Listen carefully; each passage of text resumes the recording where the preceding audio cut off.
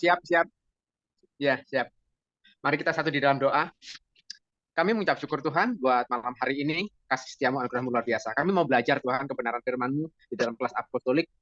Berkati hamba-Mu, urapi dengan kuasa Roh Kudus-Mu, mampukan untuk bisa menyampaikan kebenaran firman-Mu ini dalam pelayanan, supaya apa yang boleh kami terima malam hari ini, boleh kami aplikasikan di dalam setiap kehidupan kami sehari-hari. Kami percaya Bapa, Engkau menyertai kami dari awal pertengahan akhir. Terima kasih Bapa, kami siap menerima pembelajaran di malam hari ini. Di dalam nama Tuhan Yesus, haleluya, amin. Amin. Oke, saudara, saudara sudah ikut kelas evangelis, apologetik, apostolik ya. Ada yang sudah ikut menjawab Islam di sini? Ada yang ikut kelas menjawab Islam? Sudah ya, sebagian ya. Saudara, sebetulnya itu sangat cukup sekali untuk Anda memberitakan Injil, bersaksi. Anda putar-putar terus, ulangi lagi videonya, saudara ya.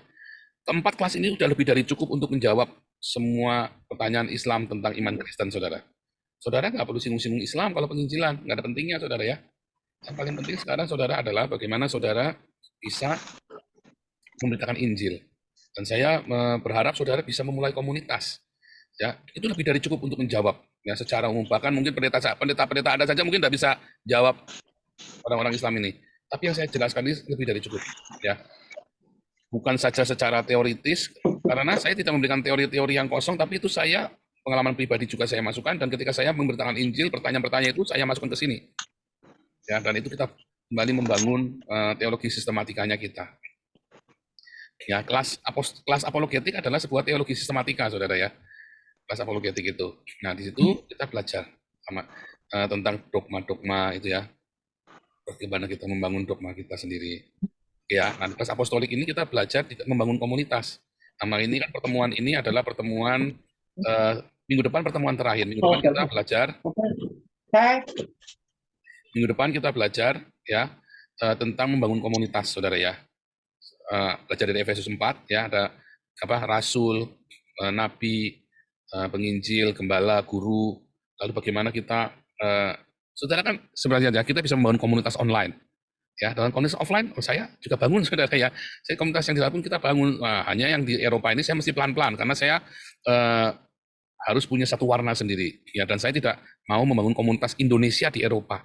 Saya membangun komunitas orang-orang Eropa dan imigran-imigran karena misi saya adalah untuk mereka. Nah, kalaupun sekarang saya ini ada bersama dengan orang-orang Indonesia, itu hanya sebagai sampingan saja. Karena bagaimanapun juga mereka membutuhkan pelayanan, ya saya mesti datang. Tetapi beberapa sudah saya cut.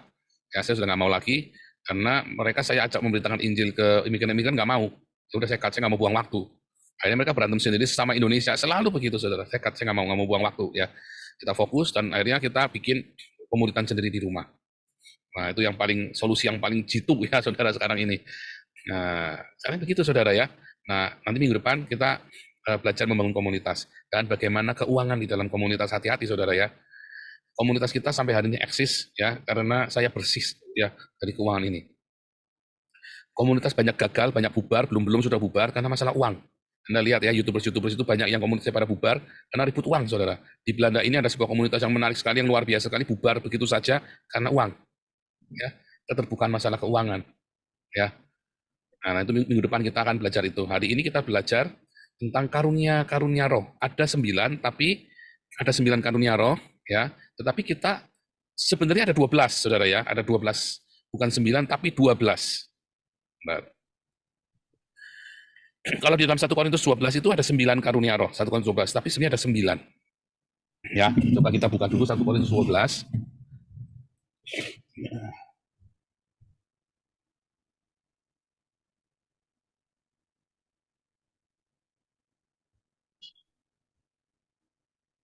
Sampai bisa bacakan ayat 1 sampai 11. Pak Mujrin mungkin bisa bacakan ayat 1 sampai 11. Ya, Pastor. Ya, Pak Mursi, bacakan ayat 1 sampai 11. Bacaan kitab suci 1 Korintus 12 ayat 1 sampai 11. Ya.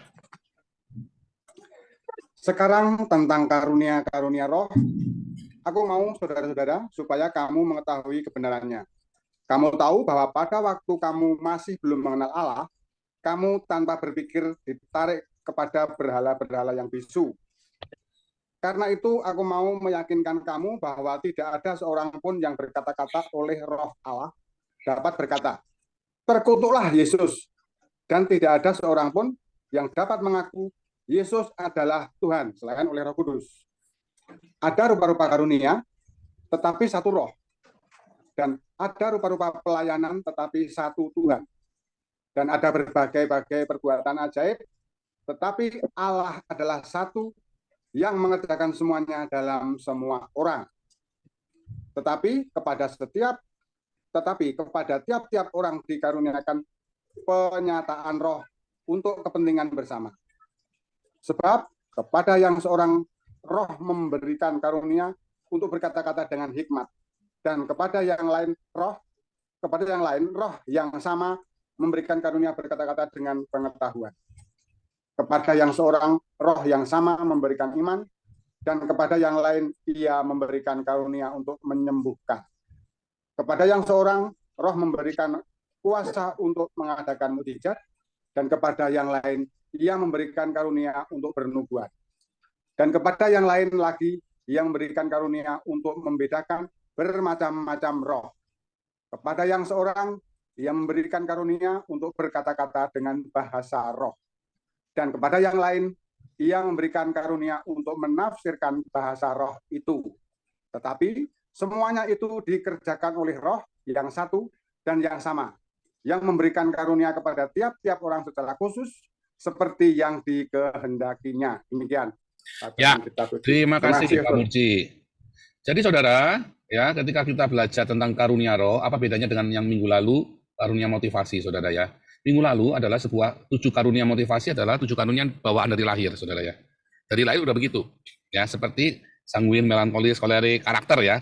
Bedanya, ya sanguin, melankolis itu Anda bisa rubah, bisa tekan. Tapi kalau ke 7 karunia motivasi itu sudah dari sananya begitu, sifat dasar alamiah, ya, yang seharusnya malah dikembangkan, bukan ditekan. Ya, kalau yang sanguin, melankolis, kolerik kan orang bisa kayak saya kan bisa jump. Ya dari sanguin saya bisa jadi kolerik. Tetapi untuk 7 karunia motivasi, ya Anda adalah dewasa dengan tidak dewasa. Nah, Anda menjadi dewasa di dalam 7 karunia motivasi ya, karunia untuk menganalisa keadaan, ya karunia untuk memimpin, karunia untuk kemurahan, membagi-bagikan sesuatu, ya kan, karunia apalagi saudara tadi, melayani, mengajar, memotivasi, ya. Anda hanya perlu membuat dewasa dan melatih karunia itu supaya makin berkembang. Ya, bahkan beberapa karunia itu Anda bisa gunakan untuk salah satu skill Anda, itu skill lah, lebih tepatnya skill ya saudara ya, itu skill ya. Nah kalau yang 1 Korintus 12 ini bukan skill, ini karunia roh. Anda nggak punya, ujuk-ujuk Anda punya saudara ya. Sampai umur 12 tahun nggak punya, kayak saya. Sampai umur 12 tahun, sampai saya lahir baru, usia 14 tahun, ya, umur 15 tahun ya saya lahir baru. Ya, tadinya nggak punya, sampai saya 2 tahun kemudian saya mengalami kepenuhan Roh Kudus. Ya baru tuh karunia-karunia mulai bekerja saudara dalam hidup saya. Ya, karunia-karunia itu mulai dari apa saudara? Penglihatan. Ini ada 2 yang ada 3 yang belum ini ya. Karunia penglihatan, ya, karunia yang bermimpi, ya, dan berkata-kata, perkataan iman nanti ya. Nanti saya jelaskan ya. Jadi ada yang banyak sekali tadinya nggak punya, tiba-tiba punya. Nah itu karunia roh saudara ya. Nah dukun-dukun juga begitu ya, mereka belajar dan akhirnya mengembangkan karunia itu. Bedanya itu dari roh yang jahat dan kita dari roh yang baik, dari Roh Kudus. Ya. Coba kita awali dari dasarnya. Tentang karunia roh, aku mau supaya kamu mengetahui kebenarannya. Bahasa aslinya ini saudara. Regards the spiritual gifts, ya pemberian spiritual gifts ini spiritual things, hal-hal yang rohani. Ya, I do not want you to be uninformed. Aku nggak mau kamu masa bodoh, tidak tahu apa-apa. Kamu kudu tahu ini. Bahwa itu ada. Anda tidak bisa deny. Seperti Muri Wali kan orang-orang reform, Stephen Tong deny. Nggak bisa saudara, itu ada. Kamu nggak bisa deny. Oh itu sudah berhenti di zaman para rasul katanya Muri Wali sama Stephen Tong. Oh hari ini masih ada, jangan ngomong nggak. Ya. Penting saudara ya. Nah pertanyaannya saudara, ini kan karunia diberikan ketika kamu penuh dengan Roh Kudus saudara. Gara-gara kamu penuh dengan Roh Kudus selalu ini ada. Ya, pertanyaannya, ya, apakah, tadi dikatakan ayat 3 ini penting ya saudara ya, aku meyakinkan kamu bahwa tidak seorang pun yang berkata oleh Roh Allah, kemudian berkata terkutuklah Yesus, dan tidak seorang pun yang dapat mengakui Yesus adalah Tuhan, selain oleh Roh Kudus. Nah, kemarin saya tanyakan ya, Ibnu Kalam ini sudah penuh Roh Kudus belum, saudara? Belum. Kenapa? Ya masih ada ini apa? Kompromi-kompromi. Misalnya? Ya untuk dalam satu kasus yang tentang agama yang satu dengan yang lain masih tidak ngambil satu ayat ini gitu. Bukan itu. Ya, itu pengetahuan. Ya. Itu adalah knowledge, beda. Ya. Ibnu Kalam pernah bilang sama saya, ya, bahwa tidak, kalau orang yang sudah mengakui saudara Tuhan, tadi ya, ayatnya tadi ya, 1 Korintus 12 ayat 3. Saya kan mengakui saudara Tuhan, saya sudah penuh Roh Kudus. Apakah 1 Korintus 3 ini adalah penuh Roh Kudus, saudara?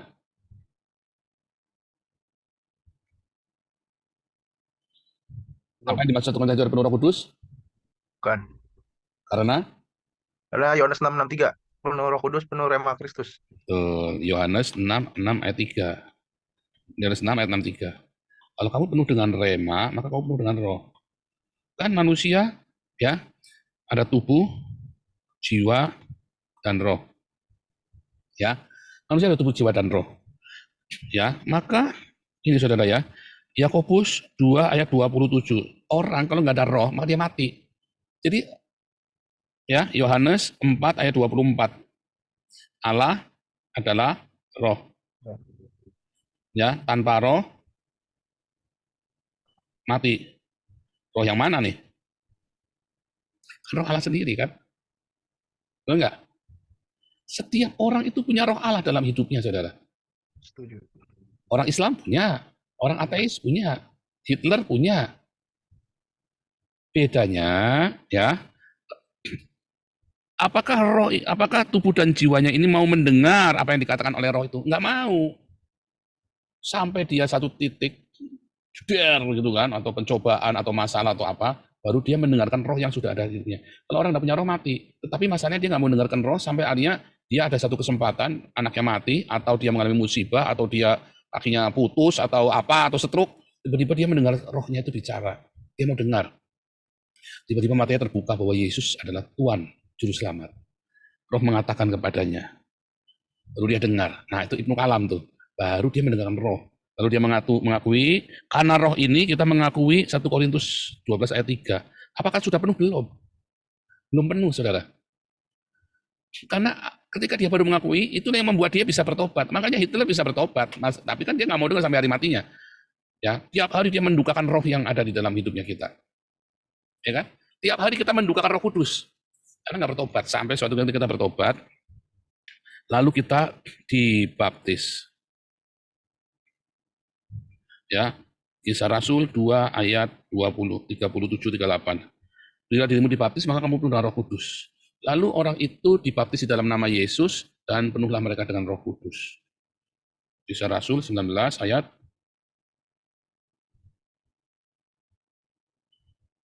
3 ya.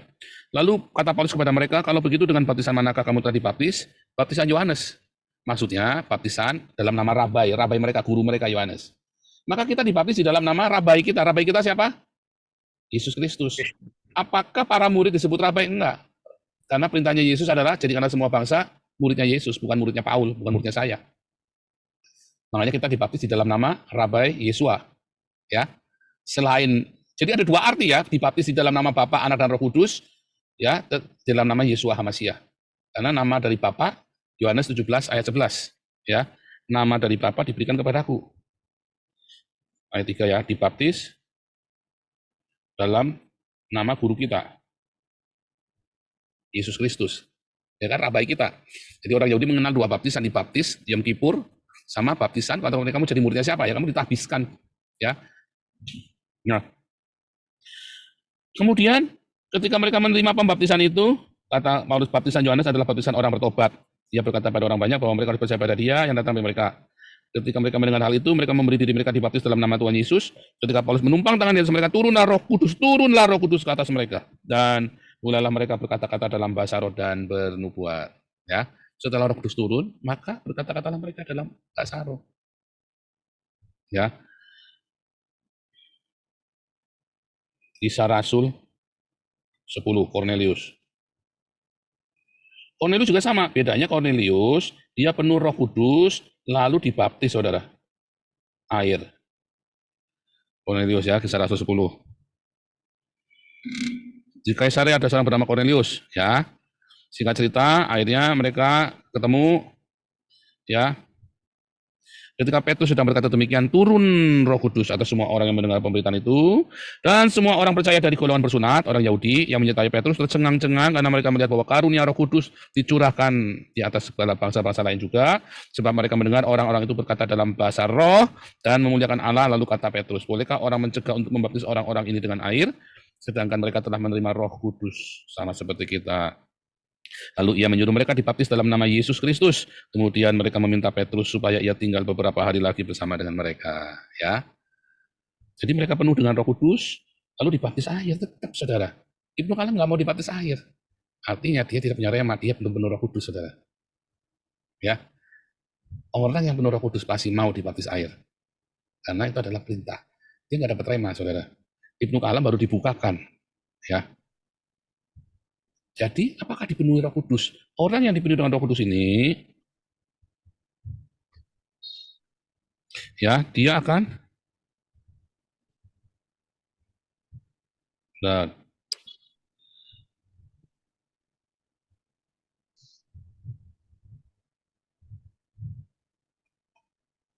orang yang dipenuhi Roh Kudus ini dia akan apa, saudara? Ciri khas orang dipenuhi Roh Kudus, saudara?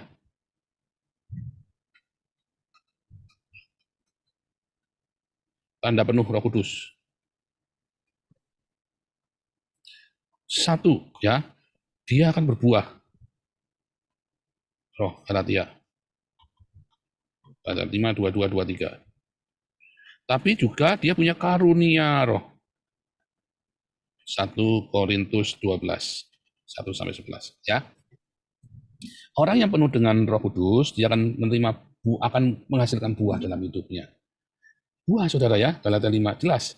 Lalu sebenarnya ada yang lebih penting lagi, saudara, yaitu buah jiwa. Ada di dalam Yohanes 15 ayat 16.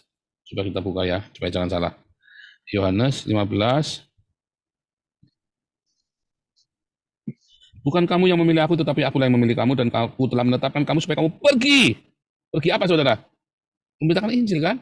Dan menghasilkan buah. Apa itu jiwa-jiwa? Dan buahmu itu tetap. Supaya apa yang kamu minta pada Bapa dalam namaku diberikannya kepadamu. Inilah perintahku kepadamu, kasihilah seorang akan yang lain.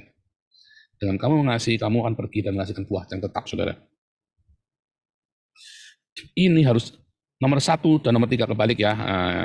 Harusnya nomor 1 dan nomor 1, 2, dan 3. Jadi nomor 1 ya, buah roh dan buah jiwa-jiwa. Karunia roh ini penting nggak penting? Ya, saudara, ya. Kenapa, saudara? Karena nanti kalau Anda membaca karunia roh ini ada Matius 7, saudara. Ya, 21 sampai 23. Aku sudah bikin mujizat demi namamu, bernubuat demi namamu, mengusir setan demi namamu. Ya. Dan apa yang terjadi, saudara? Ditolak.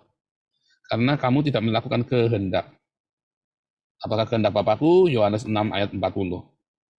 Kehendak Bapakku adalah semua orang ya melihat Yesus dan percaya, dan aku membangkitkannya di akhir zaman. Yaitu karena melihat Yesus melalui buah rohmu dan buah-buah jiwa-jiwa, percaya. Ya kan? Simple.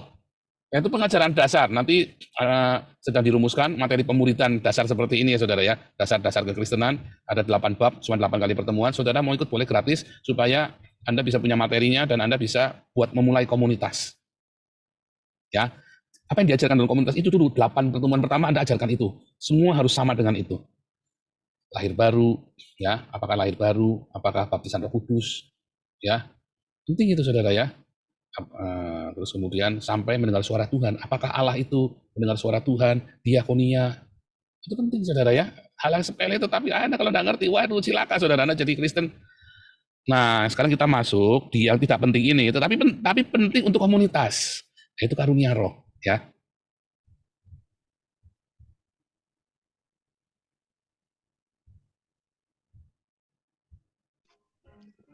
Pastor, sorry, apa Ya. bisa bantu accept Zoom ya, Pastor? Saya Wah, lagi di... iya kan, banyak yang ngantri ya. Bentar, ada yang bisa bantu saya jadi Marcel pakai komputer. Lagi pakai tablet, Pastor. Oh, siapa yang pakai PC yang bisa kelihatan ya? Yang bisa bantu saya jadi co-host ya. Siapa yang pakai PC? Ada yang pakai Saya PC? pakai laptop, Pak. Siapa? Laptop saya. Pak Yuda Yuda. ya. Pak Yuda jadikan co-host ya. Bantu saya ya. Takutnya saya kelupaan. Pak Yuda.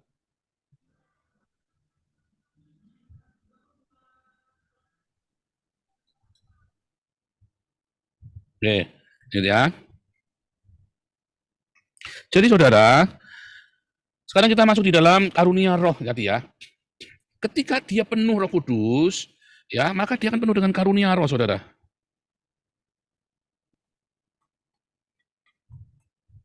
Kepenuhan roh sama dengan kepenuhan rema, ya.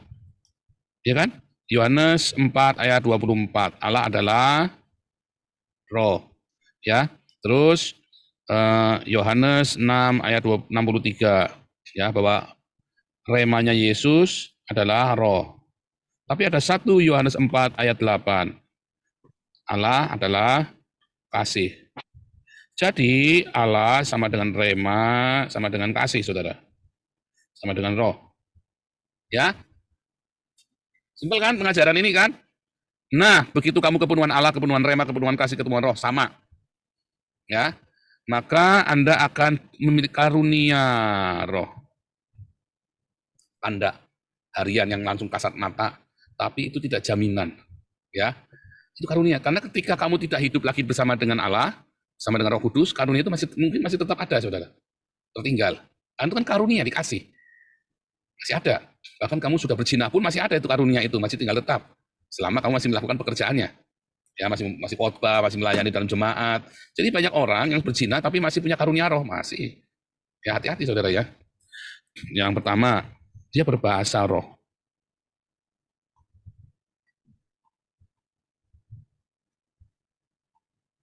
Tanda yang paling umum bahasa roh. Nah, bahasa roh ini seringkali ada yang namanya glosolali atau glosa ya, dari kata gloso sama dengan lidah. Lidahnya berbahasa lidah. Katanya ini orang karismatik ya yang ngomong, ada senolali yang berbahasa asing. Katanya dalam Kisah Rasul 2 begitu saudara, tapi kenyataannya Kisah Rasul 2 nggak ada kata glosolali. Senolali ini dari kata etno ya, etno-etnik, bahasa masing-masing bahasa, nggak ada saudara. Tidak ada kata senolali di dalam Alkitab, yang adanya glosolali. Semua bahasa roh itulah glosolali. Mereka mulai berkata-kata dalam bahasa yang Tuhan berikan kepada kita. Mereka bahasa orang Arab, bahasa orang Filistia, bahasa orang Yunani. Dan ada selalu ketika mereka berbahasa roh, ada yang mengerti bahasa itu, saudara. Jadi apakah itu? Enggak ada, saudara ya. Saya kemarin sudah cari ayatnya muter-muter ya, sampai mumet, saudara ya. Karena saya ingat saya itu ada ayatnya. Gereja karismatik kan mengajarkan glosolali dan senolali. Tapi pada kenyataannya nggak ada ayatnya. Cuma ada glosolali, saudara.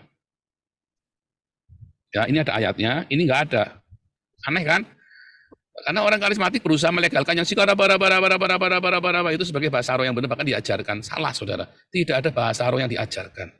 Karena itu roh kita yang berseru kepada Tuhan, tiba-tiba di balik mulut kita ngomong seperti itu. Ya. Kemudian, ingat-ingat ya saudara ya, karunia ini. Dan ini yang paling sering diklaim bahwa itu adalah bahasa roh. Tapi, ya saya tidak melarang. Pada kenyataannya anak kecil ya, waktu saya kecil itu tiba-tiba dikasih mobil yang bagus, mobil-mobilan, remote control, saudara. Saya miskin sekali dikasih mobil-mobilan bagus banget, mainan bagus. Apa yang saya lakukan, saudara? Saya lompat-lompat, lalala, lili, dudu, di. Tidak ada bahasa yang bisa mengungkapkan itu. Bayangkan anak kecil miskin dikasih remote control mobil-mobilan yang tidak mungkin kebeli, saudara.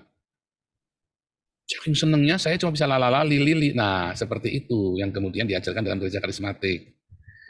Ya. Jadi kenalilah itu. Apakah kita boleh menolak? Ya enggak usah, enggak apa-apa. Itu enggak apa-apa. Ketika Anda saking senangnya, penuh melimpah, Anda saking sukacitanya, Anda kemudian berbahasa-bahasa yang aneh-aneh itu tadi.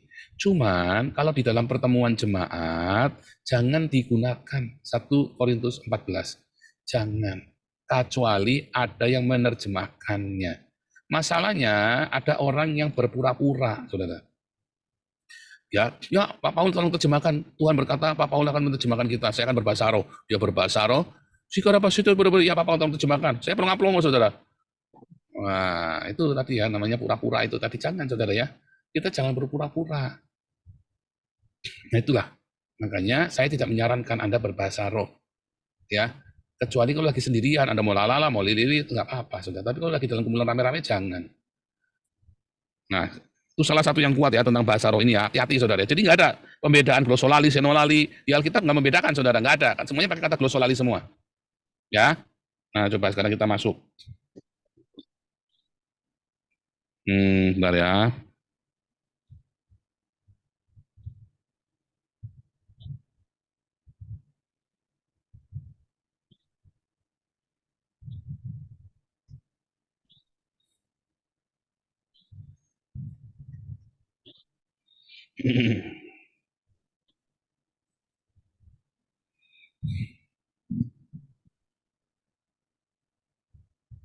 Bentar, saya copy paste dulu supaya banyak.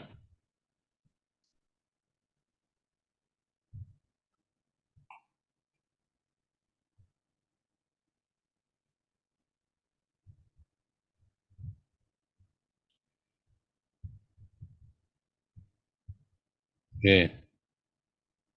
Coba kita baca dalam 1 Korintus 12 balik lagi tadi.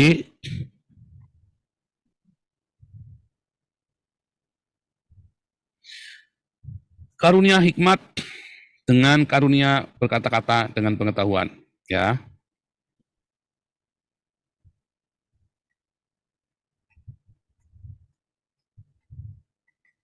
Karunia hikmat. Ya, dan 2 karunia berkata ya dengan pengetahuan. Ini ada sebuah karunia, saudara ya. Ini biasanya anak ini nggak pinter-pinter amat, nggak ini ya, tiba-tiba setelah dia lahir baru, dia penuh Roh Kudus, dia tiba-tiba punya hikmat, saudara. Ya, apakah hikmat itu, saudara? Hikmat itu adalah respon untuk sebuah masalah atau keadaan atau kondisi. Bagaimana meresponi? Kalau karunia pengertian, mengerti sebuah kondisi, dia ngerti apa yang sedang terjadi, sehingga dia bisa menerima. Tuhan berilah aku hikmat dan pengertian. Mengerti, kita memahami yang sedang terjadi. Kalau hikmat, kita bisa meresponi harus bagaimana. Nah, ada masalah di dalam gereja, ada masalah dalam komunitas. Lalu ada orang yang punya karunia hikmat, saudara. Dia memberikan solusi yang luar biasa indahnya. Ya, di komunitas kita saya belum ketemu orang yang punya karunia hikmat. Ya, saya belum ketemu ya. Orang ini bisa selalu memberikan solusi yang sangat luar biasa, karena itu karunia dari Tuhan. Ya, itu karunia Roh Kudus, saudara. Jadi jangan minta karunia itu, jangan karunia bahasa ramutu, saudara. Paulus berkata dalam 1 Korintus 14 adalah bahasa roh bagi orang kamu yang tidak punya iman. Kalau kamu sudah bertumbuh, kamu minta karunia hikmat, sama seperti Salomo minta hikmat untuk memutuskan, memecahkan sesuatu, ya ada solusi. Minta karunia hikmat, saudara. Lalu ada karunia berkata-kata. Nah, bagaimana kata-katanya itu bisa memenangkan orang, bagaimana kata-katanya itu, waktu dia ngomong, wah kata-katanya bisa jitu, saudara. Tes. Berkata-kata dengan pengetahuan, saudara ya. Ngomong itu bisa enak sekali, bisa pas banget. Bisa berwawasan sekali, sehingga orang bisa tiba-tiba memahami. Bukan karunia mengajar ya, kemarin kan ada karunia mengajar. Nah, ini adalah berkata-kata dengan pengetahuan. Ya, marifat. Ya, makanya disebut orang pinter. Nah, orang-orang pada pergi ke dukun, Mbak, aku lagi ada masalah begini-begini, kudunya gimana Mbak? Oh, kamu pakai benang merah ya, diikatkan di kupingnya kamu. Nah, itu salah satunya pengetahuan itu seperti itu kalau di klinik. Dan kalau kita orang Kristen tidak perlu. Ya, kamu puasa. Tuhan bilang kamu puasa nanti, nah itu gitu ya, datang sama saya, oh enggak, kamu sekarang begini caranya, oh terus dilakukan, bisa pas, saudara, nasihatnya, perkataannya, petunjuknya bisa pas, saudara. Itu namanya berkata-kata dengan pengetahuan, ya. Ada hikmat, bisa meresponinya, tahu bagaimana meresponinya, lalu bagaimana kita berkata-kata dengan pengetahuan yang dibuat. Padahal tadinya orang ini orang yang biasa-biasa, tapi dia kepenuhan roh, saudara. Ya, sehingga itu selalu ada bersama dia, berkata-kata dengan pengetahuan. Ya. 3 ya tadi, hikmat, pengetahuan. Lalu di situ ada iman dan menyembuhkan, saudara ya.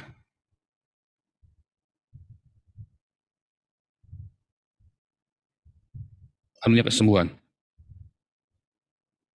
Apakah iman? Iman itu bukan seperti iman yang Anda pahami, ya, iman kepada Yesus, bukan, saudara. Tetapi iman, faith, adalah ketika Anda melangkah dalam suatu masalah, Anda yakin, Anda percaya. Mantap, hatimu mantap, saudara, pokoknya. Nah, banyak orang mengira faith itu agama. Bukan, saudara. Ini nggak ada kaitannya dengan spiritualisme. Faith ini adalah cerita bagaimana orang punya iman yang besar di dalam pencobaan yang luar biasa. Dia tahu, dia sanggup. Ya, kelihatannya lo bisa, gagal. Waduh, ini sudah suamiku mati, anakku memberontak, ini lagi bangkrut. Kita tinggal di tempat yang sebentar lagi diusir.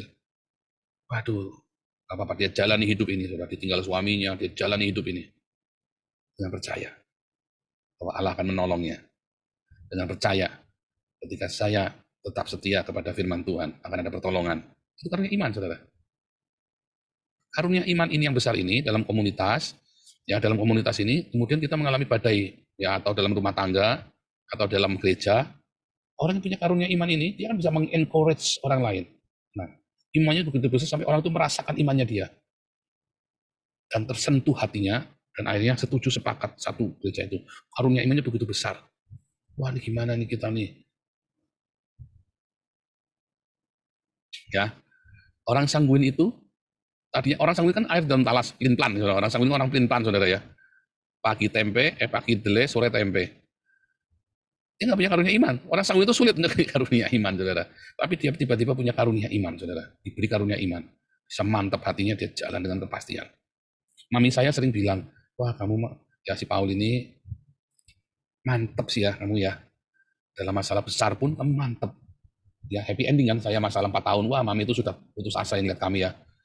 Tapi kamu mantep sih orangnya ya. Hatimu mantap sih. Dia cerita sama kakak saya itu ya. Si Paul ini orangnya mantep. Hatinya mantep. Jalanin kayak si Paul itu, antep hatinya. Karunia iman itu, saudara. Padahal saya sudah bikin salah yang paling salah, saudara. Tapi ketika saya bertemu dengan Tuhan Yesus, Tuhan kasih saya karunia iman. Nggak mungkin bisa pulih, hancur semua, saudara. Nggak mungkin, udah rata tanah semua. Tapi saya jalan dengan mantap, saudara. Ya, ada penyertaan. Saya yakin itu karunia iman. Anda bisa minta. Jadi nggak hari ini semangat, besok aduh lemes. Hari ini semangat lagi, besok lemes lagi. Apa mungkin mengeluh terus? Oh, saya nggak pernah mengeluh sedikit pun, saudara. Hari saya dipulihkan 2013 akhir, sampai dengan detik hari ini saya tidak pernah mengeluh, saudara. Apapun pencobaan sebesar apapun, saya tidak pernah sedih meratap sama Tuhan, tidak pernah, saudara. Setiap hari selalu lebih baik daripada kemarin. Bahkan kelihatannya jelek pun, itu lebih baik dari kemarin. Serius, saudara. Karunia iman. Ya. Nah, kemudian orang-orang yang punya karunia iman ini, dia bisa diarahkan untuk sebuah perbuatan-perbuatan besar. Ya, baik itu kesembuhan, ya, ada dia pola punya kesembuhan. Baik itu mujizat. Ya, mujizat-mujizat. Nah, saya melakukan karunia iman itu melakukan banyak sekali mujizat, saudara. Contohnya saya ke Belanda hanya dengan 1 tiket, istri anak saya pergi ke Jerman hanya dengan 1 tiket. Itu tidak mungkin, saudara. Dan kita bilang, jalan. Karena apa? Setiap tanah yang kuinjak akan menjadi milikku. Itu karunia iman, saudara. Ketika saya 1 bulan pertama saya di Eropa, saya keliling dari Swiss sampai Perancis, muter lewat utara, saudara. Swiss, Jerman, Belanda, Belgia, ke Perancis sampai ke Montpellier. Saya nggak bisa masuk ke Italia sama belum masuk ke Italia sama Spanyol, saya nggak masuk, saudara. Padahal tinggal nyebrang doang. Tapi waktu itu sudah cukup, ya. Lalu saya apply asilum saya di Jerman. Karunia iman, saudara. Saya jalan, saya sambil doa, saudara ya. Ada nggak keraguan? Tidak ada keraguan sedikit pun di situ, saudara. Lalu karunia iman ini bekerja dalam hidup saya. Saya melihat banyak mujizat. Tidak pernah saya minta uang dengan teman-teman di Indonesia. 1 rupiah pun tidak pernah saya minta. Tidak ada. Malah saya bisa kirim uang ya untuk pelayanan, saudara. Buat sendiri aja masih kurang, saudara. Wah, itu saya saya selalu pakai baju beli ya bekas ya, jarang beli baju baru. Saya selalu kirim buat di rumah sama buat ngumpulin buat beli tiket. Karena waktu itu habisnya buat beli tiket itu bertiga kurang lebih 18 juta plus yang macam-macam lainnya, kira-kira 30 juta. Kita terkumpul, saudara ya, dalam 9 bulan terkumpul. Dalam 9 bulan itu terkumpul 30 juta. Kita kirim semua, saudara. Saya kirim semua. Ya. Wah, itu mengerikan, saudara ya. Saya nggak pernah bilang, saya nggak tiba-tiba ada yang kasih saya rumah. Lalu yang kasih rumah ini namanya Frank Schindler. Dia mengalami penyempitan pembuluh darah, harus diamputasi, saudara. Oh, orang ini baik sekali. Itu saya datangin sama Frank. Enggak, Frank, kamu orang baik. Mau nggak aku doain? Mau. Saya doain pagi-pagi sebelum operasi jam 7 saya ke kantor dia ya. Kan saya tinggal di resortnya dia. Nah, pagi-pagi saya lihat, saya tengok, mobilnya udah ada. Saya cepetan lari.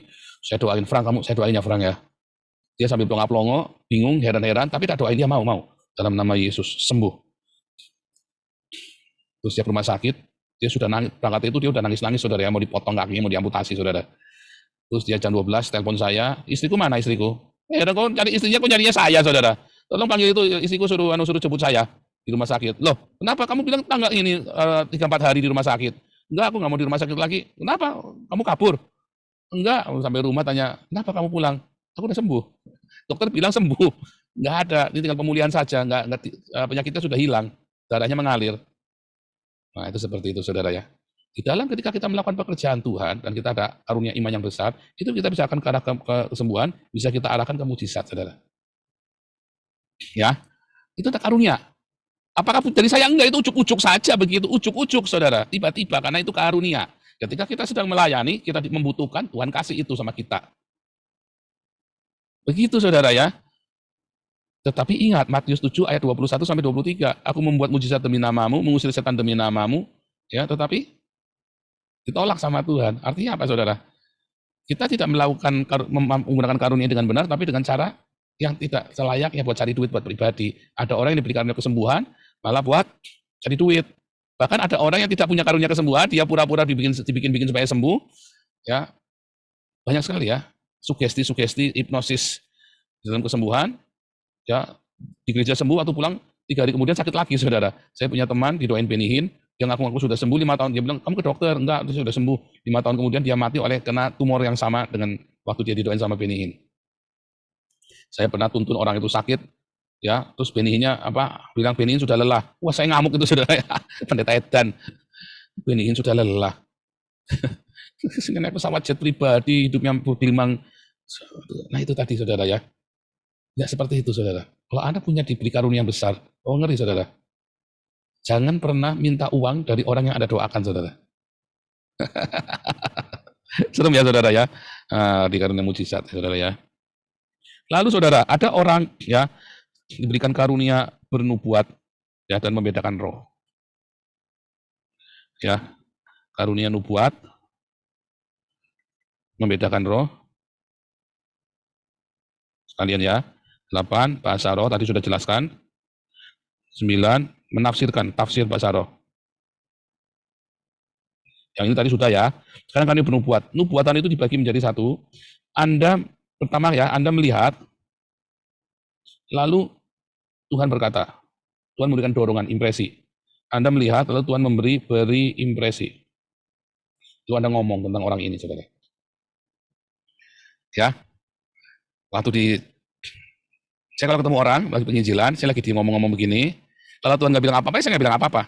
Kalau tiba-tiba Tuhan ngomong, saya datangi dia. Kamu akan seperti ini. Ya, saudara ya. Nah, kebetulan itu salah satu karunia yang Tuhan berikan kepada saya, karunia bernubuat.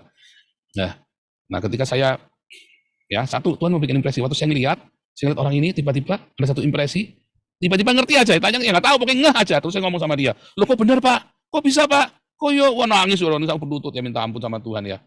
Nah, itu kadang-kadang bisa begitu, dan itu nggak bisa dibuat-buat, saudara. Nggak bisa saya karang-karang, ya susah. Kalau sekarang disuruh, yuk coba Pak dites, ya nggak bisa. Saudara. Pokoknya ujuk-ujuk saya ngomong aja kalau melihat orang.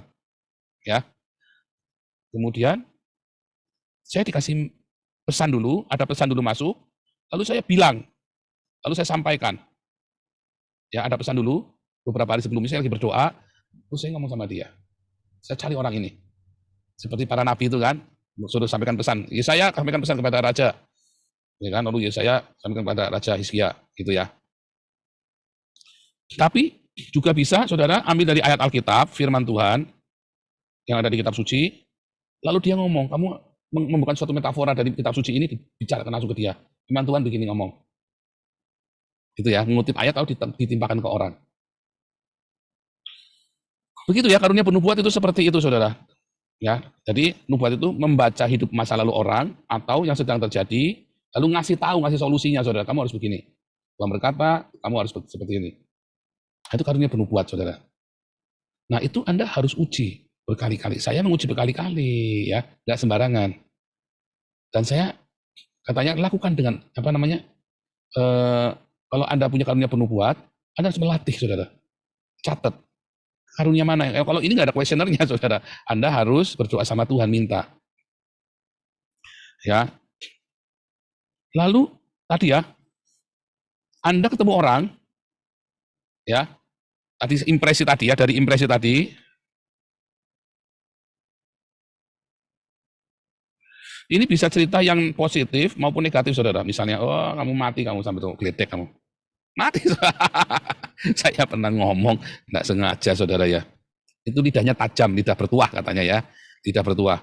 Dulu enggak, itu ujuk-ujuk, saudara, ketika ya. Karena saya menggunakan karunia-karunia, melatih karunia bernubuat. Suatu ketika dulu ya, waktu di Indonesia, waktu kami masih pengantin, masih baru menikah ya. Masih Wesley, masih muda. Nanti 15 tahun lagi akan terjadi begini. Terjadi, saudara, saya ngomong sama istri saya.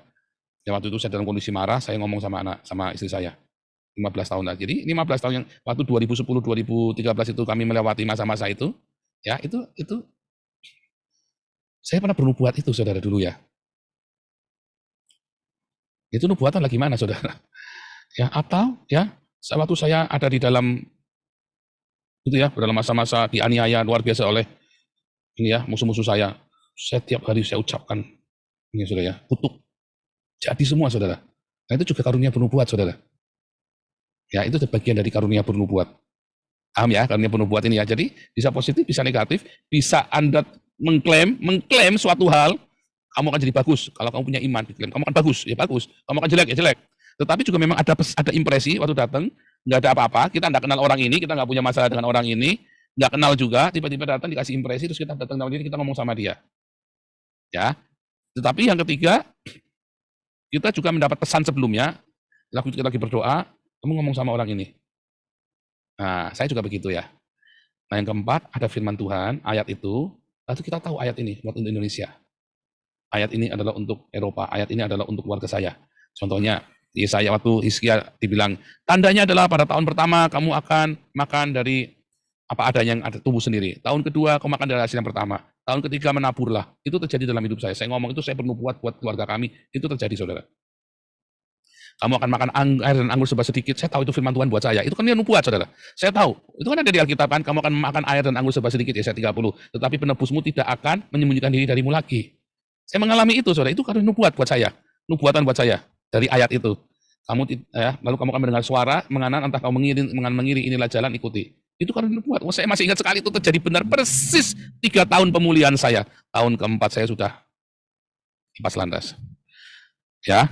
Nah, lalu yang ini terakhir, membedakan roh. Ya. Bisa tahu ada orang pelayanan, ini dia berzina nih, enggak benar ini, najis nih. Waktu itu kopdar yang kedua, saudara ya, kopi darat yang kedua dengan para murtadin. Saya lagi memimpin penyembahan, wah enak sekali, saudara, penyembahan. Ya kita semua orang, wah ya zaman itu saya masih jeblak-jeblak, saudara ya. Wah itu semua orang jeblak-jeblak, tumbang semua, saudara ya. Kita cuma nyembah, belum khotbah, cuma nyembah aja pertama kali. Habis itu saya kasih ngomong, oke ini kita khotbah yang pertama gini-gini, oke pujian penyembahan akan dilayani oleh tim ini. Begitu ini nyanyi, saudara, saya mati aku. Ini orang berzina. Drop, saudara. Penyembah, aduh nggak enak sekali, suasananya kering sehingga suasananya mati. Ya padahal ini semangat sekali ngelucu apa ya. Tapi nggak diberkati apa-apa orang-orang ini. Akhirnya saya cepet-cepet sambil alih ya. Terus saya langsung khotbah. Waktu khotbah, wah ini lagi, saudara ya. Orang-orang mulai ada yang bernubuat, ada yang ini ya. Wah, luar biasa, saudara. Suasananya beda banget. Khotbah itu ya. Nah, begitu, saudara ya. Nah, kemarin waktu di Berlin, saya sama Pak Iman ya, kita datang layani orang kita baptis. Tiba-tiba suasananya ngangkat, saudara. Saya penubuat. Ya, orang-orang sebelumnya saya kasih tahu ya di dalam perjalanan, kamu kasih nubuatan pemulihan buat mereka. Nanti aku bicara padamu apa yang perlu begitu. Sering saya langsung ngomong, saudara. Orang-orang ini bilang, wah luar biasa. Yang kamu ngomong semua tepat seperti yang kami alami. Semuanya, saudara. Ada berapa? 20 orang ya. Tepat seperti yang dialami oleh mereka, saudara. Nah itu seperti itu karunia penubuat ya. Tetapi ada karunia membedakan roh tadi yang berzina tadi. Kita langsung tahu. Lalu saya melihat orang ini, saudara ya. Ada ibu cerita, dia tinggal sama suaminya. Katanya suaminya meninggalkan Tuhan, dulu dia pelayanan, dia belum lahir baru, saya bilang. Belum lahir baru. Dia sudah enggak, dia belum lahir baru. Saya tahu, bagaimana tahu? Ya saya tahu membedakan roh. Dia belum lahir baru, bandel nih orang ini ngomongin. Ngerti ya, saudara, belum lahir baru, makanya kita tahu. Cuma kan kita enggak bisa ngomong langsung kepada orangnya, karena kita jadi menghakimi. Makanya sebetulnya dari Anda khotbah, dari kita berinteraksi, saya tahu ini orang udah lahir baru apa belum, saudara. Dulu sampai ekstrim ya, dari bau mulutnya saya tahu ini orang bohong apa enggak. Sengsara sekali itu, saudara ya. Enggak enak banget itu. Jadi saya ngomong 5 meter, kita lagi di satu ruangan, jarak kan kira-kira 5 meter kalau duduk di ruang tamu itu ya, 3 meter, 5 meter. Waduh, orang ini mulutnya bau banget, saudara ya. Penuh dengan dusta, roh dusta itu loh. Saya nggak tahu sekarang masih apa enggak, karena saya belum ketemu orang-orang ini lagi ya, saudara ya, yang perlu seperti itu. Karena karunia itu ujuk-ujuk muncul, saudara ya. Nah, saudara, Ibu Indri Gautama katanya begitu, saudara ya. Dia punya karunia membedakan roh. Jadi kalau dia pelayanan dulu ke Betani Salatiga, saya kan dari Betani Salatiga, dia datang, para full timer ini pada lari-lari, pada ngacil, pada takut ketemu dia, saudara. Jadi kalau ketemu dia, dicegat sama, sengaja sama Bu ini juga nakal ya, dicegat sama dia, ya begitu datang sampai langsung ditunjuk, kamu kan di malam berzina begini, wah kacau sekali, saudara. Dan benar, saudara ya, masalahnya benar terjadi. Nah itu karunia membedakan roh, saudara. Kamu baru cerai dengan istrimu ya, kamu ada roh kemarahan, ada roh kenajisan, dibacain satu-satu, saudara ya. Dan itu tepat lagi. Makanya mereka pada lari-lari, pada ketakutan kalau Bu Indri Gautama datang 2 kali datang ya ke Betani. Takut, saudara, mereka. Nah itu, saudara ya, itu 9 karunia yang ada di dalam apa tadi. Nah, ada tambahan lagi, saudara ya. Nah ini ada tambahan. Karunia yang ke-10 ya. Karunia penglihatan, mimpi dulu, mimpi. Ya, mimpi. Ya penglihatan sama saja lah. Penglihatan, mimpi, ya, mengusir setan, saudara. Nah ya, mengusir setan. Kemarin saya lupa ya, mengusir setan. Penglihatan, apa bedanya penglihatan dengan mimpi? Penglihatan ini adalah tindakan aktif, saudara. Mimpi adalah tindakan pasif. Mimpi dihasilkan dari amigdala Anda. Amigdala itu otak di belakang ya, dimunculkan begitu ya. Anda merekam setiap hari selama bertahun-tahun, banyak rekaman dimasukkan ke sini. Waktu Anda tidur, munculnya itu nanti aneh-aneh, saudara ya. Nanti mimpinya bisa Anda lagi telanjang jalan-jalan di luar, ya, atau mimpi Anda lagi berhubungan seks dengan binatang atau dengan siapa begitu. Yang aneh-aneh, atau Anda berhubungan seks dengan motor, atau yang lucu-lucu apa begitu ya, misalnya Anda tiba-tiba apa yang aneh-aneh pokoknya ya, namanya mimpi. Ada banyak sekali. Nah, bedakan mimpi bunga tidur. Ya, ada yang namanya bunga tidur. Sekedar ya, Anda amati ya, kalau saya pagi kedinginan, mimpinya horor, saudara ya, spooky. Aneh tapi spooky, ya, horor kalau lagi kedinginan. Nah, biasanya kalau kakinya kedinginan, saudara ya. Saya ngamatin kok. Jadi apa mimpi horor itu selalu bertanda buruk? Tidak, saya kedinginan. Saya langsung pakai, saya lanjut tidur lagi, mimpinya beda lagi. Kalau saya lagi sakit, maka saya mimpinya apa? Bikin soal matematika yang tidak kelar-kelar, saudara. Ya, lagi demam tinggi, wah kepalanya isinya matematika, atau saya lagi sekolah tidak kelar-kelar, saudara. Itu, nah saya mengenali itu, saudara. Tetapi saya tahu ketika saya ngimpi beneran, saudara, mana yang benar-benar itu dari Tuhan. Dari mana saya tahu? Saya catat, saya amatin. Ya, saya ngimpi, ya asilum saya ditolak, saudara. Terus asilum ditolak. Saya ngimpi, saya khotbah di sebuah gereja besar di Jakarta. Tiba-tiba saya dicegat sama polisi yang namanya Suma. Saya ingat kenapa Suma ya? Kenapa bukan Sambo? Oh iya, Suma ini kan apologetnya orang Islam kan, saudara. Itu kan mimpi aneh-aneh ya. Apakah itu pertanda? Ya bukan, saudara.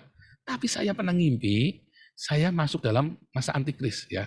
Saya dikejar-kejar sama antikris. Saya kira dulu antikris, karena dulu kan saya nggak ngerti kan. Nah ini ya, pengetahuan kita juga mempengaruhi mimpi itu. Saya pikir itu antikris, ternyata bukan, saudara. Saya dikejar-kejar, ini dikejar orang Islam, terus saya tiba-tiba terbang, waktu saya turun ke sebuah hutan, ya, dan itu saya ngimpi itu 3 kali, saudara. Hutan itu adalah tempat resort waktu saya tinggal di Jerman selama setahun itu, saudara. Pertama kali saya tinggal di Jerman. Resort tempatnya Frank yang saya doakan itu ya. Artinya apa, saudara? Saya dikejar-kejar sama orang Islam, dan saya naik pesawat, terbang, bisa terbang nggak? Terbang ya, benar-benar terbang. Lalu saya mendaratnya di resort itu, saudara. Persis sama, persis bangunan-bangunannya semua persis. Nah itu mimpi dari Tuhan, 3 kali, saudara, mimpi yang sama. Ya, nah itu kita harus mengenali. Kalau penglihatan, kita lagi duduk, ya, terus kita sadar, saudara ya, bukan aktivasi, sorry ya, sadar tidak sadar, dalam kondisi sadar, tidak sadar. Penglihatan kita lagi sadar, tiba-tiba kita melihat, saudara. Saya lagi jalan begitu, tiba-tiba saya melihat. Nah, saya jarang mendapat penglihatan. Mungkin saya mendapat penglihatan ya waktu dibawa ke surga itu ya lagi duduk berdoa, sama sekali ya penglihatan tentang antikristus ya. Oh bukan. Penglihatan waktu saya masih pacaran sama Ana. Saya akan ya itu ya. Itu seperti itu, saudara. 2 kali itu, saudara ya. Saya melihat penglihatan tentang surga dari jam 11 malam sampai jam 4 pagi, bayangin, saudara. Itu penglihatan ya. Nah, itu seperti itu. Nah, lalu mengusir setan. Yang terakhir. Ya itu juga karunia, saudara, diberi kuasa untuk mengusir setan. Kalau menginjak kalajeng itu cuma karunia mujizat, tapi dia mengusir setan. Ya, roh jahat kita tengking, saudara. Khusus dia memang mengusir setan. Kalau saya tidak khusus mengusir setan, saudara. Karena saya nggak pernah ketemu setan lagi setelah 2014, sudah nggak pernah ketemu setan. Ya, siapa yang mau diusir? Nah, begitu saudara ya. Ada orang yang punya karunia mengusir setan didahului dengan membedakan roh dulu, saudara. Mengusir roh jahat. Ya, tapi begitu orang masuk, orang dihardik. Oke, gitu ya. Kira-kira karunia-karunia. The student, silakan. The student. Ya, shalom Bapak. Shalom. Sore nih sambil nih. Halo? Halo? Ya, lanjut. Halo? Shalom Pak. Kedengaran? Ya, lanjut. Jelas. Sorry, sambil nyetir Pak. Ya, langsung Ini, aja. Ya, Pak Paul ini jawaban doa saya sekitar butuh waktu 9 tahun. Waktu itu juga saya ngomong sama Tuhan, enggak begitu serius gitu. Saya bilang kayak gini, aduh Tuhan, saya sudah melewatkan satu orang ini. Gara-gara saya ya satu kejadian lah, saya terluka gitu kan. Terus ya, padahal saya suka nih orang yang ngajar. Sudah puasa juga Pak, 40 hari 40 malam tidak makan tidak minum. Orang Indonesia Pak. Ibu Magdalene Kawoco ya. Magdalene, Nah. saya kenal. Udah di Kenal Amerika ya. Sakti Magdalene itu itu, Pak. keponakannya Om Silas, Yahya Silas yang di Slawi yang saya sering cerita itu. Ya. Oh, Jadi saya kenal Magdalene waktu dia masih sekolah di Tawangmangu, masih di Bible-nya Samsu Kota. Saya tinggal di rumahnya Om Silas. Saya kenalnya di situ. oke. Ya, butuh 9 tahun Pak untuk ketemu Bapak gitu yang saya bilang, Dok, saya butuh nih Tuhan. Mau yang dokter teologi yang sudah puasa 40 hari 40 malam enggak makan enggak minum gitu. Wah, lama Pak baru dapatnya. Tapi enggak saya serius sih. Gitu baru muncul. Terus pertanyaannya gini Pak. Introduce itu cuma perkenalan tadi. Pertanyaan saya, definisi dari impresi itu sebenarnya apa Pak? Parameternya gitu gimana? Impresi itu tiba-tiba kita ngerasa aja. Impresi kesan di hati. Tiba-tiba rasa aja. Oke. Rasanya orang ini nggak baik nih. Nah, itu impresi itu. Berarti definisi saya sudah benar nih soal perasaan gitu. Saya pikir yang Bapak impresi itu sampaikan. Ada orang yang punya impresi yang kuat, orang-orang yang punya karunia bernubuat, tadinya yang minggu kemarin dalam Roma 12 karunia bernubuat gitu ya. Itu dia punya karunia impresinya dia kuat, dia dan sesuatu dia bisa menganalisa sesuatu dengan cepat sehingga dia menolak atau menerima. Impresinya selalu tepat. Ada orang yang punya impresi ngawur-ngawur ya. Ya, judge the book by the cover kan. Nah, impresinya salah terus. Misalnya mami saya, selalu mami saya kocak ya mami. Mami ini punya indra keenam, ya, tapi salah terus. Saya bilang begitu. Satu salah terus gitu. Jadi dia ketawa sendiri ya saudara ya, lucu ya kenangan sama mami itu ya. Karena dia karismatik banget. Jadi salah terus tapi impresi salah terus ya gitu ya. Dia tidak punya karunia itu. Jangan mami nggak punya karunia itu, nggak usah gitu loh ya. Itu kalau yang punya karunia impresi yang kuat, definisinya udah benar parameternya. Nanti kita ada dalam karunia motivasi karunia itu. Nanti itu diteruskan dengan tadi karunia bernubuat yang benar-benar dalam Roma 12 tadi. Antara Roma 12 ayat 1 dengan 1 Korintus 12 itu beda ya, karunia bernubuatnya beda. Yang dari Roma 12 ayat itu, Roma 12 itu ayat 7 cerita tentang impresi. Tapi yang di 1 Korintus 12 ini benar-benar bernubuat. Ya, bahkan sampai ngomong, bahkan dia bisa sampai situ, dia sampai melihat orang ini, dia bilang, saya tepat, nanti kamu akan jadi pemimpin besar. Gitu ya. Samsu Kota itu bernubuat tentang saya. Kamu akan pergi ke bangsa-bangsa, kamu akan melihat banyak orang disembuhkan, orang buta dicelikan, orang lumpuh berjalan. Terjadi kan saudara? Bangsa-bangsa kan itu siapa? Ibu Lo ya, bilang Veronica Lo ya. Veronica Lo. Dia bilang sama saya, Christina Lo ya, Ibu Christina Lo pendoa syafaat dari Malaysia. Ya dia ini ya memang dia penginjil, tapi dia juga dia penginjil sebetulnya, penginjil benar-benar jalan-jalan ya. Orang kaya yang bertobat lah, orang tajam melintir, jet set tapi bertobat dan jadi penginjil jalanan. Gitu ya, jet set ini orang kaya tajir benar. Terus si Christina Lo ini dia bilang sama saya, bangsa-bangsa di bawah kakimu, kamu akan melihat. Waktu itu saya lagi lagi baru kuliah, dan saya baru hancur-hancuran, 7 hari nggak makan, apa segala macam, kembang-kempis lah perekonomian namanya orang kuliah ya. Lagi merintis lah, bukan hancur-hancuran yang merintis. Tapi yang dia ngomong hari ini terjadi semua. Itu karunia bernubuat. Pak Alex juga sama Pak Alex Abraham ya. Waktu kita lagi didoakan, tiba-tiba 2.000 orang itu ya, ada 2.000 orang didoakan. Tiba-tiba saya dipanggil, saya duduknya paling belakang. Itu yang pakai jaket hijau. Saya pakai jas warnanya krem, bukan hijau. Cuma kan dia ngeliatnya hijau, mungkin kena pantulan cahaya kan. Saya nengok ke belakang. Iya kamu yang nengok ke belakang. Saya lari ke depan kan. Wah, terus kamu lihat orang ini di depan orang itu ya. Orang ini kemanapun dia pergi akan bikin kebangunan rohani. Pak Alex bilang begitu. Kemana saya pergi pasti bikin geger. Nah itu terjadi, itu karunia penubuat Pak Alex Abraham Tanu Saputra itu ya, almarhum yang Ketani, Surabaya. Nah itu ada orang karunia-karunia seperti itu, saudara ya. Dan sampai hari matinya beliau, walaupun beliau jatuh dalam perzinahan, ya saya nangis waktu Pak Alex berzina itu ya. Saya nangis, saudara, karena panutan saya dulu ya. Dulu itu saya idola saya, makanya Tuhan bikin saya bertobat supaya jangan mengidolakan orang. Masih bernubuat dan nubuatannya masih terjadi, saudara. Coba bayangin, padahal dia sudah berzina. Ya, hati-hati ya, saudara ya. Yang paling penting itu buah. Nubuat apa, Pak? Nubuat apa yang dibilang? Oh banyak ya, dia banyak. Dia memang diberi karunia bernubuat. Dia kalau ngelihat orang, dipanggil orangnya, terus dikasih tahu, dia pasti jadi. Dan dalam kondisi berzina itu dia masih bernubuat, saya dengar, dan nubuat itu memang terjadi. Ya, itu ya. Jadi jangan berpikir Anda bernubuat, Anda lagi masih suci. Oh enggak, bahkan ketika dia lagi berbuat dosa pun, lagi berzina pun, dia masih bisa punya karunia roh ini. Ya, tapi nggak kepake, nggak direkam sama Tuhan. Ya, Ya. lanjut. Lagi, Pak, lagi satu dong. Pak, terkait puasa, Pak. Puasa. Gini, Pak Paul kan bilang dulu dengan Bu Ana saking beratnya problemnya gitu, Pak Paul puasa sampai 1 tahun gitu kan. Seperti apa sih yang Pak Paul jalani selama 1 tahun itu? Model puasanya seperti apa? Dan Dari makan yang cuma sekali, progresnya cuma minum air putih aja. Sehari saya cuma makan sekali jam 6 sore, cuma minum air putih, makannya cuma nasi sama sayur aja. Sederhana banget makannya.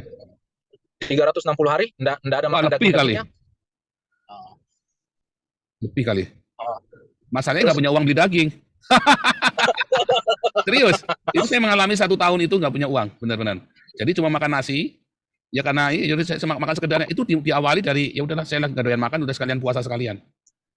Nah lalu kalau punya uang, ya prioritaskan buat anak saya makan dulu. Jadi anak saya selalu makan 3 kali sehari, saya makan sehari sekali. Diawali dari itu, tapi ditekatin. Jadi kalau kita lagi begitu jangan terlambat makan, ditekatin puasa sekalian.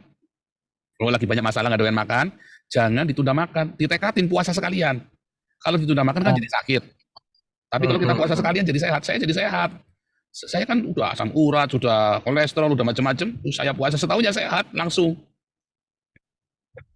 Ya hari ini saya sehat nih. Saya bikin teras di belakang, gua turun banyak tuh ya. Perutnya saya juga mengecil, ya kan. Tangannya semua berotot semua. Karena itu tadi itu sehat ya.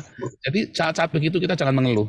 Karena Tuhan Pak Paul bilang kalau puasa nggak boleh makan enak. Makan enak itu apa kok, Paul? Makan durian. Maksudnya gini loh, makan enak. Kalau lagi puasa itu kita pengen makan enak apa, kita kasih ke orang yang nggak punya. Nah, soalnya kalau enak steak enak di sini mah biasa ya. Kalau enak itu buat saya nasi sama tahu Tegal itu sudah enak banget. Enak itu relatif, maksudnya mewah, makan mewah itu ya.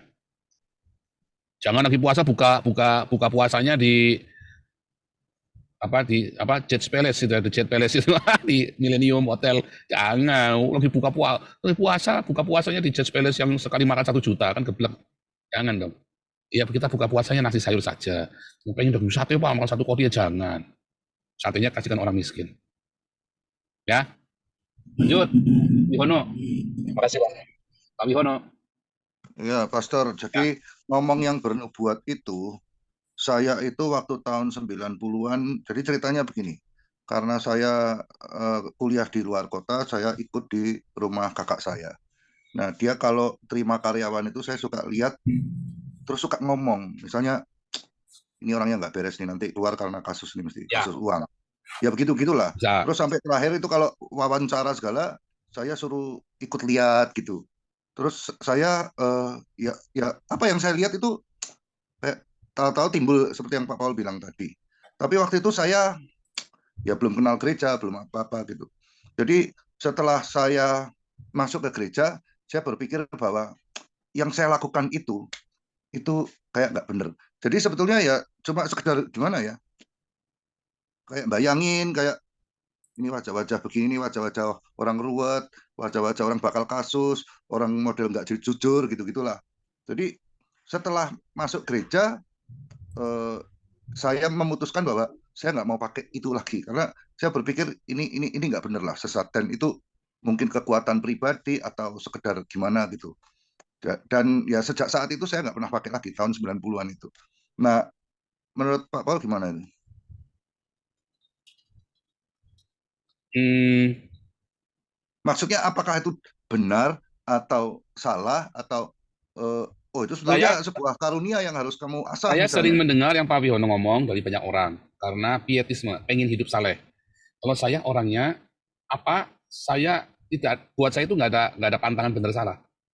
Bahkan saya belajar sio-sio loh. Saya ngerti primbon, saya belajar sio, tetapi bukan buat ngeramal. Kalau dulu buat ngeramal, tapi Tuhan bilang nggak boleh, ya kan? Jangan meramal. Meramal itu nggak boleh kita ya. Meramal melalui buang undi, sio-sio itu nggak boleh. Atau bertanya kepada orang mati. Tetapi misalnya nih, ini sio macan, ini sio kebo, ini sio kelinci. Saya ngerti, oh orangnya seperti ini. Nah itu seperti itu. Jadi eh, itu adalah kearifan lokal dan kita harus hati-hati dengan itu. Kita tahu mana yang kita hindari, mana yang kita bisa pakai. Nah, karena itu tadi, karena kita tahu. Tapi kalau nggak tahu ya sebaiknya nggak usah sama sekali. Jadi tergantung. Pak, lihatnya kalau itu tiba-tiba saja ujuk-ujuk, kalau menurut saya itu kan karunia. Itu orang dari lahir kayak tadi ya. Itu namanya dalam karunia motivasi itu karena kemampuan menganalisa. Itu dari lahir Bapak sudah punya seperti itu, Pak. Tadi minggu kemarin kan ada orang punya impresi bisa begitu, analisanya cepat sekali dia. Nah, Pak punya seperti itu. Nah, kalau saya tak kembangin, karena itu kegawan bayi, Pak. Dari lahir sudah begitu. Jangan dihindari, tetapi kita gunakan dengan positif. Tapi bukan untuk menghakimi, karena kalau belum dewasa, nanti Pak jadi gampang menghakimi, kan? Tapi kalau sudah dewasa, dalam hati kita simpan, ya kita tahu nih orang ini nggak baik. Misalnya nih, di dalam pengurusan yayasan-yayasan kita, saya sudah ngerti, ini orang modelnya kayak apa. Tapi saya tidak akan menghakimi dia. Hanya saya sudah ngerti. Jadi kalau dia mau ngomong apa, walaupun itu menjengkelkan, dalam hati saya, ya maklum memang orangnya begitu lah, mau gimana lagi. Walaupun saya jengkel, tapi saya ngerti ini memang orang ini memang seperti itu modelnya. Nah, kayak Pak itu tadi, saya udah ngerti. Nah, waktu ngerti itu ya tetap kita kasih kesempatan dia, tapi kita sudah ngerti ini orang pasti begini. Nangkep nggak Pak? Ya, nangkep. Kita tahu, ya tapi nggak apa-apa, kita nggak bisa menghakimi dia dengan suatu pengharapan orang ini bisa berubah. Tapi kita tahu orang ini brengsek nih. Nah, kalau itu dalam bisnis, ya singkirkan, jangan toh Pak. Bapak sudah tahu dalam bisnis, kalau bisnis is bisnis, ya kita harus benar-benar disiplin dengan uang. Tapi kalau dalam misalnya pelayanan sama-sama, dalam komunitas, atau itu bahkan mungkin anak kita sendiri yang mau kita beri kesempatan, kita tahu ini orang brengsek, kan nggak mungkin kita nggak kasih kesempatan, itu anak kita sendiri atau keluarga kita sendiri. Ya sudah, kita sudah tahu, kalau kita sudah tahu, kita batasi. Ya kan, saya tahu, misalnya nih, saya punya sepupu nggak baik, saya tetap percaya dia, tapi saya batasi. Berubah nggak taunya dia. Di tengah jalan yang bikin sakit hati segala macam, tapi tiba-tiba dia berubah karena dia ingin menikah. Nah, di tengah jalan saya porak-poranda ya, karena masalah dengan mertua. Tapi pertamanya dia begitu ya, bikin masalah terus. Begitu suatu ketika dia benar-benar berubah, saya nasihatin dia. Kita umur sama, kamu masa mau begini terus? Dia mau ngomong, saya nggak marah, karena saya tahu dasarnya orangnya memang begitu. Tetapi tiba-tiba berubah, Pak. Nah gitu ya. Jadi pengetahuan itu kita pakai untuk kita nyegat dulu, Pak, supaya kita tahu apa yang akan terjadi kan dengan orang ini kan. Menganalisa orang ini kan. Jadi jangan ditolak, Pak. Kalau menurut saya, ya. Ya, oke. Tapi kalau Bapak ragu ya mendingan jangan sama sekali. Tapi kalau menurut saya, itu kan tadi, itu kan sudah dari kawan bayi, Bapak punya kemampuan seperti itu. Kenapa harus ditolak? Itu tadi. Yang benar karena adalah dulu Bapak dibikin dewasa supaya Bapak jangan menghakimi. Tetapi Bapak melakukannya untuk tahu beda salah, lalu kita antisipasi kesalahan yang akan dia buat. Kita sudah bakal begini nih, kita antisipasi. Berkali-kali saya nasihati kepada pengurus, ya, dulu nolak ya Pak. Nanti kalau Bapak begini, yang terjadi akan seperti ini nih Pak. Akan nanti begini. Makanya saya kasih antisipasi supaya jangan terjadi ini. Nah, karena saya tahu bakal terjadi ini. Nah, caranya begini Pak. Apa tetap jalan? Bukan berarti orang ini jelek, tapi kita antisipasi. Nah, pengurus sering saya begitu ya. Saya tahu akan terjadi begini, kita antisipasi. Gitu loh Pak. Ya, oke, paham. Dari turutin, nggak apa-apa. Orang sama-sama belajar. Kita punya anak buah. Bandel nih, saya udah bilang sama anak buah saya, atau saya bilang sama Ana, sama istri saya. Istri saya dulu sering bandel ya kalau diomongin ya. Kita sering berantemnya karena itu. Saya punya karunia itu tadi. Nanti kan begini, bandel dia. Nah itu kan, nah bedanya istri saya itu lembut sekali, saya atos. Nah disitulah kemudian terjadi banyak sekali kesalahpahaman, banyak sekali iritasi. Karena saya tidak dewasa. Saya benar, tapi menyampaikannya dengan tidak dewasa. Jadi apa? Saya ngomong, tapi saya sudah prepare. Karena saya tahu dia tidak akan dengar saya sampai beberapa, kalau sekarang selalu dengar ya, sampai beberapa waktu lalu, jadi saya yang prepare. Dan terjadi beneran, wah dia panik. Terus saya bilang, sudah, tak siapin. Wah, berkali-kali, sudah nih. Ya kaget, loh kok udah, iya, aku udah bilang sama kamu, akan terjadi seperti ini. Gitu loh Pak. Ya. Itu namanya dewasa. Dulu wah berantem, kamu nanti akan begini, terjadi semua saya ngomong, tapi dia tetap tidak bisa menerima karena saya sudah menyakiti dia. Sekarang saya ngomong, tapi saya prepare, saya tahu dia tidak akan dengar. Ya, dan terjadi beneran, saya sudah prepare. Nih terjadi lagi nih, tak siapin. Nah, dari situlah dia kemudian admit dan dia malah sekarang semua yang saya ngomong dia langsung mikir. Ketika saya ngomong sama anak saya, dia langsung ngomong, dengerin, hati-hati. Gitu ya, seperti itu Pak. Nah, kalau pada sekarang itu karunia kenabian. Makanya sebenarnya saya nyelelek ya, saya bilang saya bercanda saya nabi ke-26. Tapi saya kan nggak main-main, nggak ngawur-ngawuran ya. Saya ngomong, lanjut, Pak Kayan. Intinya kedewasaan ya Pak. Ya. Ya, Pak Kayan, salam ya. Pak. Salam Bapak Ibu semua. Saya begini Pak, untuk sekarang ini saya merasa tidak punya karunia apa-apa, kosong. Pertanyaan saya, apakah kita perlu tahu karunia apa yang kita miliki? Atau apakah kita harus berusaha mencari karunia yang bisa kita ketahui dan bisa kita lakukan? Tidak Itu, Pak. mungkin Pak. Yang benar adalah Pak Kayan selama ini belum ada yang ngasih tahu. Atau Pak Kayan tidak menyadarinya. Setiap kita orang percaya punya ini. Satu, tadi apa? Karunia berhikmat. Ya, tiba-tiba kita bisa ngomong dengan hikmat. Ya, karunia hikmat ini urutannya di mana saudara? Kalau di dalam Roma 12 yang minggu kemarin. Apa saudara? Hubungannya? Karunia hikmat ini, karunia hikmat dan berkata dengan pengetahuan, karunia menasihati. Ya. Mungkin Pak Kayan orangnya tenang atau apa kalau ngomong orang bisa dengerin, bisa tiba-tiba respect orang sama Pak Kayan. Itu juga sebuah karunia. Padahal Pak Kayan seorang petani, tetapi yang direktur bank sekalipun bisa respect. Misalnya kita tidak tahu Pak. Nah, hanya Pak Kayan belum menyadarinya. Makanya harus melakukannya dengan iman, sesuai dengan kadar iman kita, kata kemarin di Roma 12 ya. Atau mungkin Pak punya karunia, tadi ya, misalnya kalau mimpi masih kejadian, kalau ada mimpi khusus. Kalau Pak Kayan menyepelekan, nggak nganggap, makanya kalau mimpi dicatat, diingat-ingat. Atau mungkin tadi ya ada karunia, punya karunia iman, Pak Kayan punya iman yang besar. Atau seperti Abraham ya, punya karunia iman ya, disuruh nyembelih anaknya. Misalnya seperti itu ya, itu karunia iman itu. Tahu apa? Punya karunia untuk membedakan roh. Pak Kayan bisa tahu kalau ada orang, ini orang nggak bener nih. Sebenarnya tahu, tapi suka bandel. Karena kan selalu kita tadi ya Pak Diono tadi ingin, saya mau tetap positif sama orang. Loh, kita tetap positif, tetapi kita harus membedakan. Kalau kalian berkata-kata dengan pengetahuan itu tadi yang orang punya karunia mengajar. Setaranya dengan setara ya, bukan seperti tapi setara kira lebih. Mujizat kemudian. Pak Kayan mungkin belum pernah ketemu orang kerasukan setan Pak. Pak Kayan mungkin belum ketemu orang sakit, didoain aja. Ini kita tahu. Makanya kalau lihat ya hati ini tiba-tiba bangkit, lihat orang sakit hati ini timbul belas kasihan, pertama doain dulu dia. Begitu dia sembuh, berkali-kali sembuh, kalau kita tahu kita diberi karunia kesembuhan oleh Tuhan. Begitu Pak Kayan. Gitu? Oh, kalau begitu. Nah, tapi syaratnya Pak harus hidup penuh dengan Roh Kudus. Diawali dengan itu dulu, Pak. Ya. Karena saya ingat dalam satu acara peminangan, kan salah satu acaranya itu memberi nasihat kepada calon mempelai. Tiba-tiba saya ditunjuk. Tahu saya bisa itu. Ya. Apakah itu karunia? Bisa, bisa. Cuma Bapak kan tidak mengembangkannya, tidak berdoa. Ya. Nah, sekarang kalau ada Roh Kudus, makanya Bapak harus penuh dengan Roh Kudus, penuh dengan rema. Nanti itu ngomong tes, gitu Pak. Karunia hikmat, karunia pengetahuan, ya. Nah itu harus penuh Roh Kudus, penuh dengan rema dulu Pak. Itu ada ignisinya, ada pencetusnya, ada triggernya, ada pemicunya. Nah, itu ya. Ya, harus penuh dengan Roh Kudus dulu. Iya, Pak, penuh dengan rema. Minta Tuhan Yesus memberikan padaku Roh Kudus, penuhilah aku dengan Roh Kudus-Mu, gitu. Ya, tolong didoakan juga, Pak. Ya. Makasih, Pak. Ya, lanjut. Pak Albatros. Ya, selamat malam, Pak. Ini mau nanya, tadi 8 topik pemuritan, apa bisa dapat ininya, Pak? Bisa, ini lagi disusun semua. Topiknya. Ada. Judul topiknya. Ada, nanti kita share. Kalau sudah jadi, kita pasti share dan kita undang yang di kelas apostolik untuk menghadiri.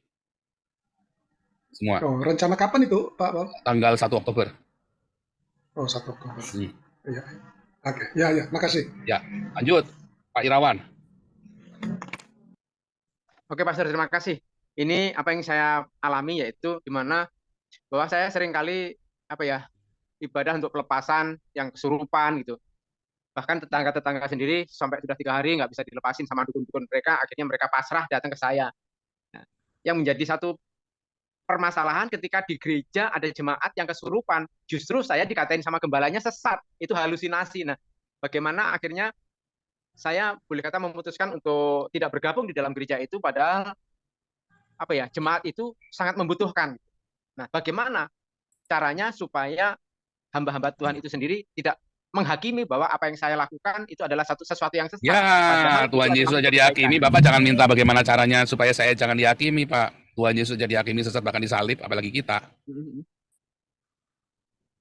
Ya, jadi seringkali banget saya juga katain sesat. Udah, jangan mengeluh. Jangan merasa. Bukan. Jangan mengeluh dikatain sesat, ya biarin saja. Jalan terus. Nangkep nggak? Iya. Kayak saya berapa pendeta saya ngatain saya sesat, malah keluar fatwa di GBI, saya nggak boleh khotbah di GBI. Terus apakah saya harus mempertobatkan GBI? Nggak perlu. Kamu mau terima syukur, nggak mau emang gue pikirin. Misalnya nih ya, gereja-gereja Indonesia, saya kan diblok sama gereja Indonesia di Eropa kan.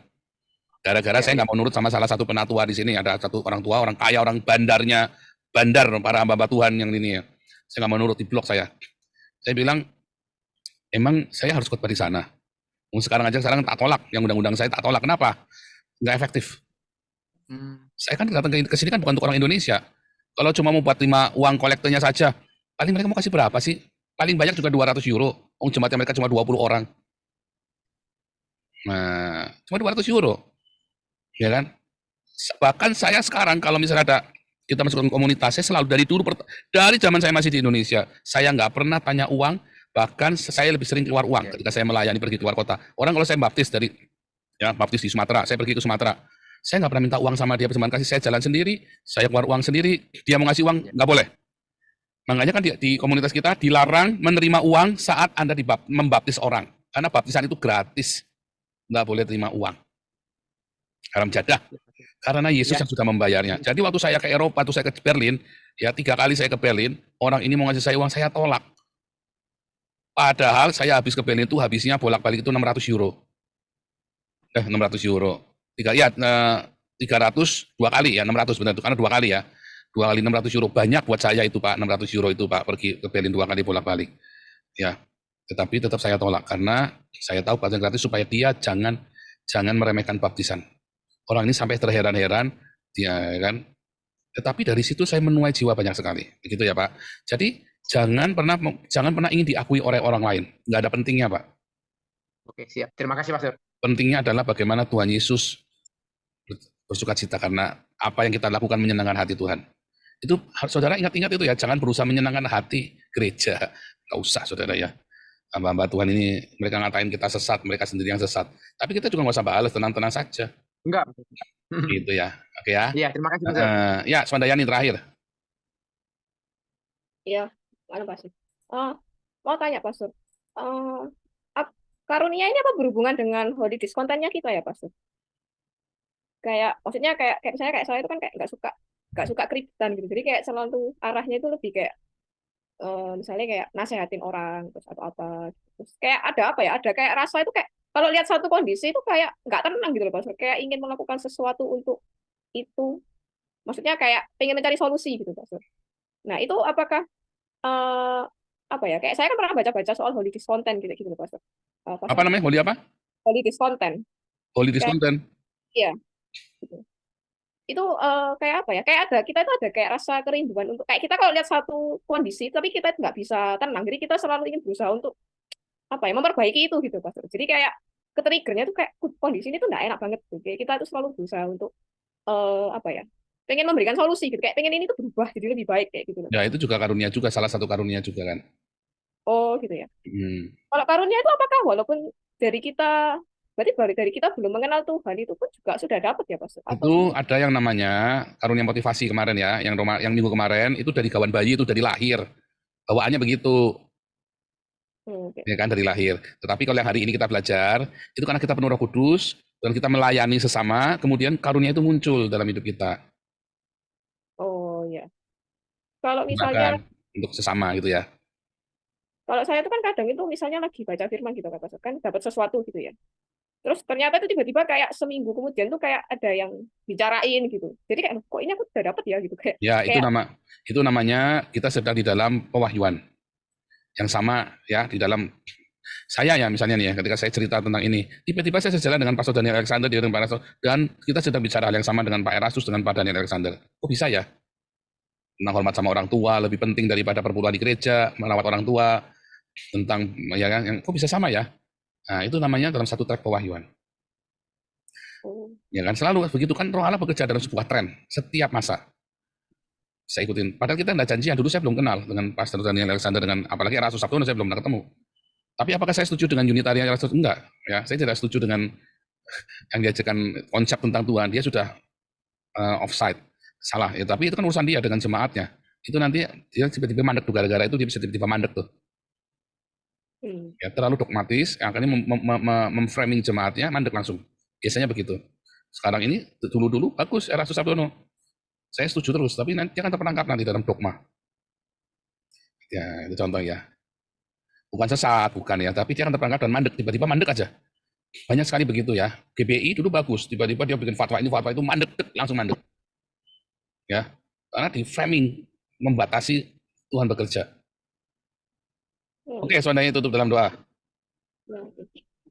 Tuhan, terima kasih ya Tuhan, ucap syukur ya Tuhan untuk malam hari ini Tuhan, untuk setiap pengajaran Tuhan yang Pastor Kau berikan Tuhan. Terima kasih untuk setiap hikmat yang Kau berikan untuk kami Tuhan, untuk bisa mengerti. Berkati Tuhan semua kami ya Tuhan, kalau kami ingin melanjutkan aktivitas kami atau kami ingin beristirahat ya Tuhan. Terima kasih ya Tuhan, dalam nama Yesus, haleluya. Amin. Amin. Sampai ketemu minggu depan ya. Bisa minta permintaan? Ada satu permintaan. Ya Pak Yuda.